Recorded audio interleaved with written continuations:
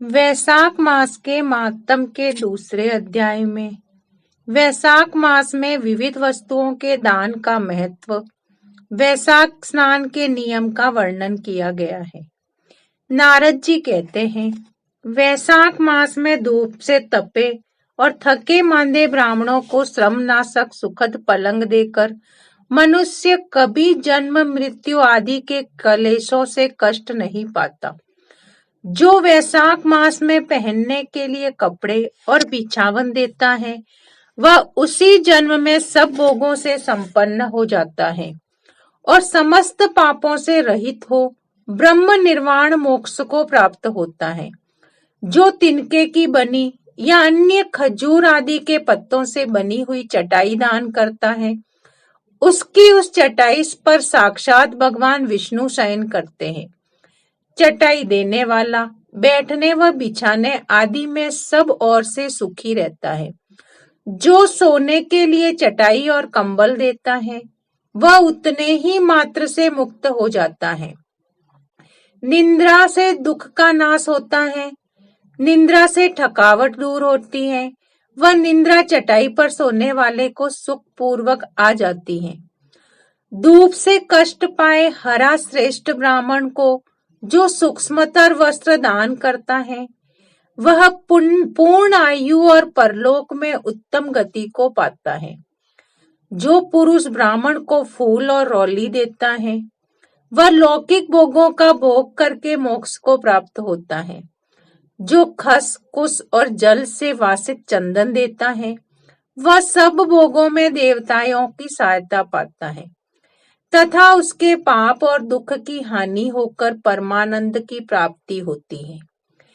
वैशाख के धर्म को जानने वाला जो पुरुष गोरोचन व कस्तूरी का दान करता है, वह तीनों तापों से मुक्त होकर परम शांति को प्राप्त होता है।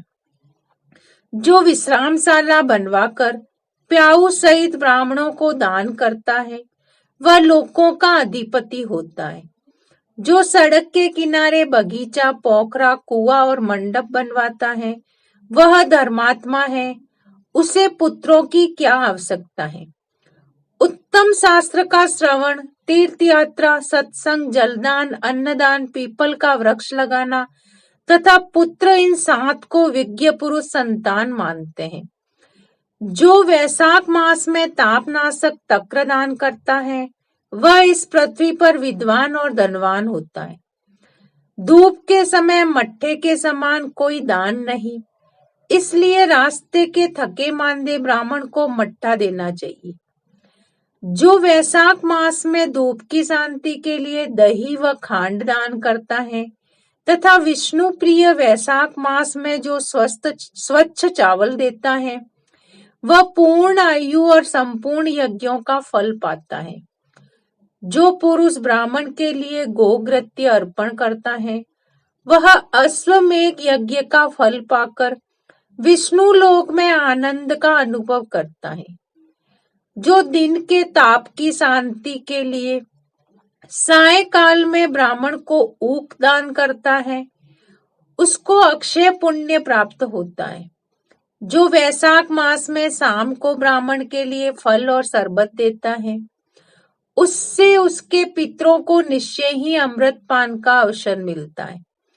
जो वैशाख मास के महीने में पके हुए आम के फल के साथ शरबत देता है, उसके सारे पाप निश्चय ही नष्ट हो जाते हैं। जो वैशाख की अमावस्या को पितरों के उद्देश्य से कस्तूरी, कपूर, बेला और खस की सुगंध से वासित शरबत से भरा हुआ घड़ा दान करता है, वह 96 घड़ा दान करने का पुण्य पाता है। वैशाख में तेल लगाना, दिन में सोना, कांस्य के पात्र में भोजन करना, खाट पर सोना, घर में नहाना, निश्चित पदार्थ खाना, दोबारा भोजन करना और रात में खाना, ये 8 बातें त्याग देनी चाहिए। जो वैशाख में व्रत का पालन करने वाला पुरुष पद्म पत्ते में भोजन करता है, वह सब पापों से मुक्त हो विष्णु लोक में जाता है। जो वैशाख में व्रत का पालन करने वाला पुरुष पद्म पत्ते में भोजन करता है, वह सब पापों से मुक्त हो विष्णु लोक में जाता है।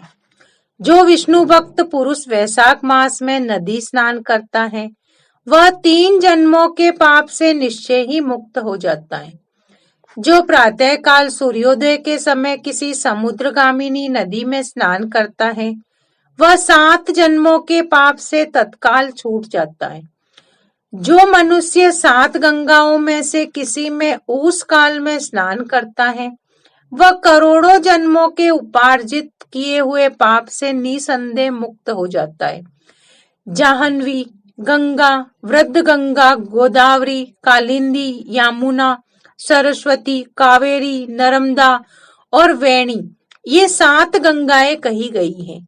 वैशाख मास आने पर जो प्रातःकाल बावलियों में स्नान करता है उसके महापातकों का नाश हो जाता है। कंद, मूल, फल, शाक, नमक, गुड़, बेर पत्र, जल और तक्र जो भी वैशाख में दिया जाए वह सब अक्षय होता है। ब्रह्म आदि देवता भी बिना दिए हुए कोई वस्तु नहीं पाते। जो दान से हीन है वह निर्धन होता है। अतः सुख की इच्छा रखने वाले को पुरुष को वैशाख मास में अवश्य ही दान करना चाहिए। सूर्य देव के मेष राशि में स्थित होने पर भगवान विष्णु के उद्देश्य से अवश्य प्रातःकाल स्नान करके भगवान विष्णु की पूजा करनी चाहिए। कोई महिरथ नामक एक राजा था जो कामनाओं में आसक्त और अजितेंद्रिय था। वह केवल वैशाख स्नान के सुयोग्य से स्वतः वैकुंठ धाम को चला गया। वैशाख मास के देवता भगवान मधुसूदन है, अतएव वह सफल मास है। वैशाख मास में भगवान की प्रार्थना का मंत्र इस प्रकार है। मधुसूदन देवेश वैशाखे मेषगे रवो प्रातः स्नानम करिष्यामि निर्विघ्नं कुरु माधव। अर्थात हे मधुसूदन, हे देवेश्वर माधव, मैं मेष राशि में सूर्य के स्थित होने पर वैशाख मास में प्रातः स्नान करूंगा। आप इसे निर्विघ्न पूर्ण कीजिए। तत्पश्चात निम्नांकित मंत्र से अर्घ्य प्रदान करें। वैशाखे मेषगे ब्राह्मणो प्रातः स्नान परायण अर्घ्य तेहम प्रदास्यामि ग्रहणाम मधुसूदन। अर्थात सूर्य के मेष राशि पर स्थित रहते हुए वैशाख मास में प्रातः स्नान के नियम में संलग्न होकर मैं आपको अर्घ्य देता हूँ। मधुसूदन, इसे ग्रहण कीजिए। इस प्रकार अर्घ्य समर्पण करके स्नान करके फिर स्नान करें। फिर वस्त्रों को पहनकर संध्या तर्पण आदि सब कर्मों को पूरा करके वैशाख मास में विकसित होने वाले पुष्पों से भगवान विष्णु की पूजा करें। इसके बाद वैशाख मास के महात्म को सूचित करने वाली भगवान विष्णु की कथा सुने। ऐसा करने से कोटि जन्मों के पापों से मुक्त होकर मनुष्य मोक्ष को प्राप्त करता है। यह शरीर अपने अधीन है, जल भी अपने अधीन ही है, साथ ही अपनी जीवा भी अपने बस में है। अतः इस स्वाधीन शरीर से, स्वाधीन जल से स्नान करके स्वाधीन जिह्वा से हरि इन 2 अक्षरों का उच्चारण करें।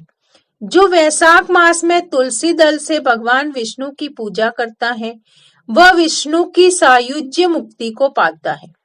अतः अनेक प्रकार के भक्ति मार्ग से तथा भांति भांति के व्रतों द्वारा भगवान विष्णु की सेवा तथा उनके सगुण या निर्गुण स्वरूप का अनन्य चित्त से ध्यान करना चाहिए। जय जय श्री हरि, जय विष्णु भगवान।